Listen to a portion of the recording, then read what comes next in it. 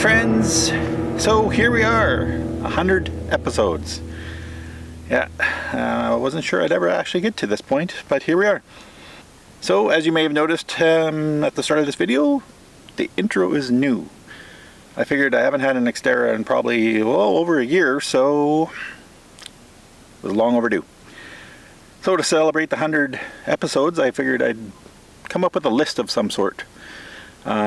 And I decided on 10 things that I learned about full-time RVing in the past 100 episodes. So, first things first, number one. It's not hard. It's really not that hard. I started off in a SUV. I did 2 4-month road trips. That's pretty much what got me started. I caught the wanderlust and the travel bug out of that, and from there I just kept working towards getting out totally 100% full-time, and here we are. You don't have to start with a big rig. You don't have to start with a huge bank account. Just start. If you really want to do it, you will find a way to make it happen. Number 2, people are generally good. I have not run into any crazy issues out here with people.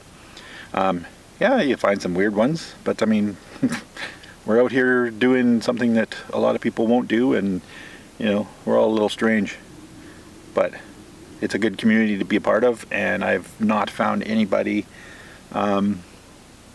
that set me off or made me think to watch out for. Nothing like that. That said, I did come across a couple of guys in a rest stop in North Carolina who were running a scam, basically saying that this truck driver just won $100 grand and he's giving it away, and then you go over there and they're doing the 3-card Monty thing. Yeah, watch out for those. But other than that, yeah, people in general are helpful. They're kind. I haven't noticed any craziness out here in, well, almost 3 years now. So, number 3, everything is part of the adventure. It's all part of the adventure. I mean, people ask, well, what do you do if you're going to break down? Or what do you do if you have a flat tire? What do you do if you buy a house and the hot water heater blows up and floods your basement? You deal with it. It's the same thing. It's just a different lifestyle. That's all there is to it. And if you look at everything as just part of the day, part of the adventure, just another, problem that you have to solve, and tomorrow will be a better day. Doesn't matter what kind of lifestyle you live, whether it's out here or in an apartment or you own a condo or whatever, you're going to have issues. Your car's going to break down on your way to work or whatever it might be. You deal with it, you solve the problem, you move on. Chances are the next few days are going to be better. Number 4, learn to budget. This one's a tough one for me because it's easy to look at, oh, I got this much money coming in, blah, blah, blah. Yeah, that's fine until you need to redo 4 sets of brakes on a trailer. Then you kind of go, oh, yeah, I guess I'm not going to buy beer this week. Not beer. But yeah. And to be honest, there's tons of ways out there that you can save money. There's apps that will show you where cheaper gas is. There's subscription clubs that you can join, like Passport America, where you pay a yearly fee, but then if you're actually using campgrounds, like I joined Passport America in November, I used one campground in December, and that paid for itself. So, there are ways to save money. All you have to do is look. So that brings me to number 5. Just Google it. If you have a problem, Google has the answer. There's a million people doing things especially related to this that have already gone through them. Whether it's a propane leak like I had, or a part that you need and you don't know what it's called, or I mean, I use Google to come up with different ideas that I have to how to edit a video.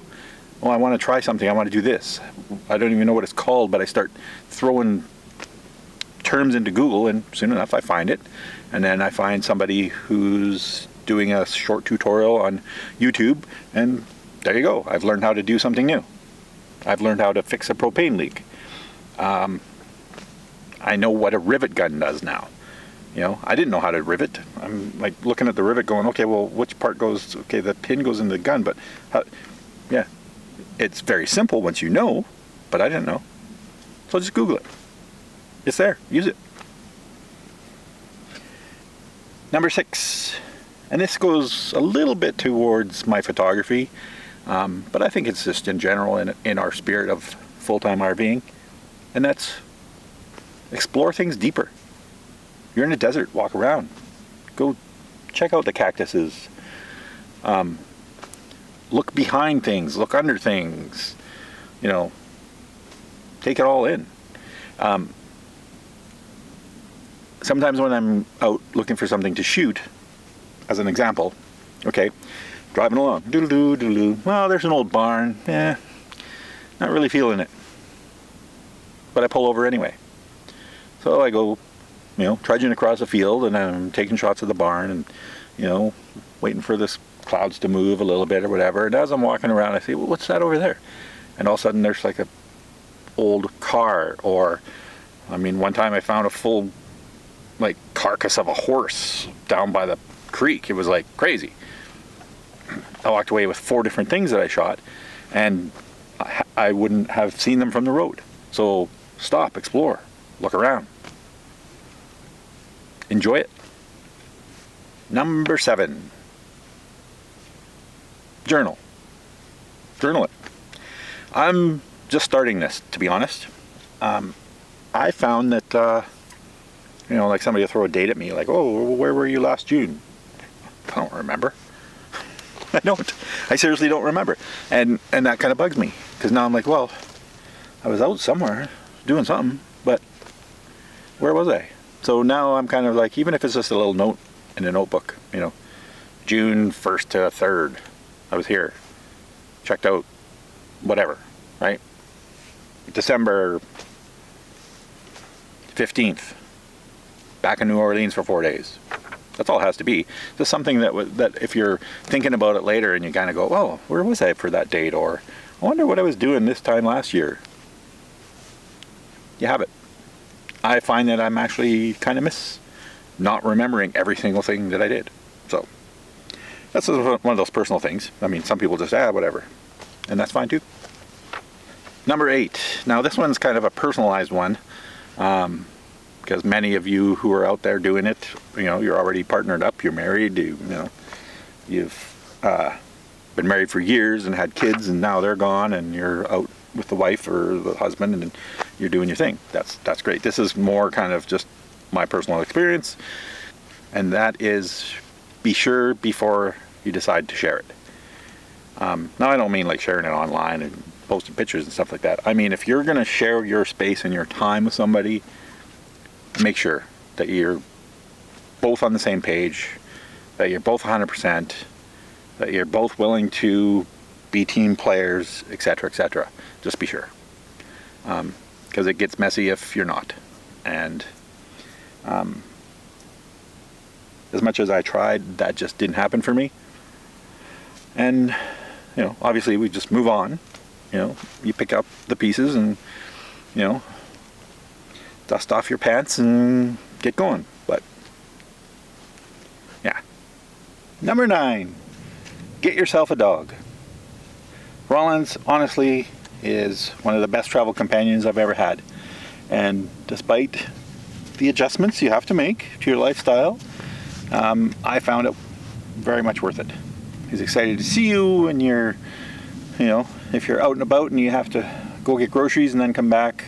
All those standard things that dogs do for you. I mean, you know, it's definitely better with a dog. And trust me, this is coming from a guy who used to have pretty major OCD. Like, dog slobber on my hands? No way. Picking up dog poop, even with a bag? No way. Like, no. That was one of the main reasons I didn't have a dog for so long, is there was no way I was going to follow him around with a baggie. Never. To be honest, I'm one of those people that doesn't matter where he goes, it gets picked up. Because I'm not going to be that guy where somebody's like, oh, I just stepped in dog shit. No. Pick up after your dog. I don't care where you are. Do it. Anyway, that brings us to number 10. And this one's kind of, I don't know, not just full-time RVing, but also just life in general. And that's slow down and appreciate things. Especially out here. I mean, we're living a lifestyle where, you know, we get to spend days in a different area and then move on and spend, you know, days or weeks in another different area. And we're usually doing it where we're not dealing with crazy, you know, winter or whatever. I think it's one of those things where we all have to take a step back and soak it all in and appreciate what we're able to do. And just slow down. You know, I get all pent up because, like, you know, I'll get work come in and then I'll get that done, and whether it's, you know, late or my solar's, you know, I need to shut down the computer to save on solar or whatever, I'll get frustrated if I didn't get, you know, some photos edited or another video edited.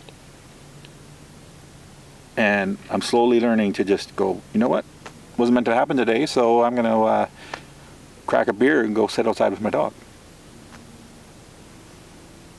and appreciate the evening or the sunset. So anyways, friends, that's the top 10 things that I've learned in the past 3 years while full-time RVing in various rigs with various people and various dogs. And to be honest, I still wouldn't trade it for anything. So take that for what it's worth. Have yourself a great day. And if I see you out here, I'd love to talk to you. Come say hi. If you're just watching on YouTube and you like what you're seeing, then click subscribe and, you know, do the little likes and the bells and all that kind of stuff too. All right, I'm signing off now before I talk myself into another rabbit hole. See y'all later. Bye.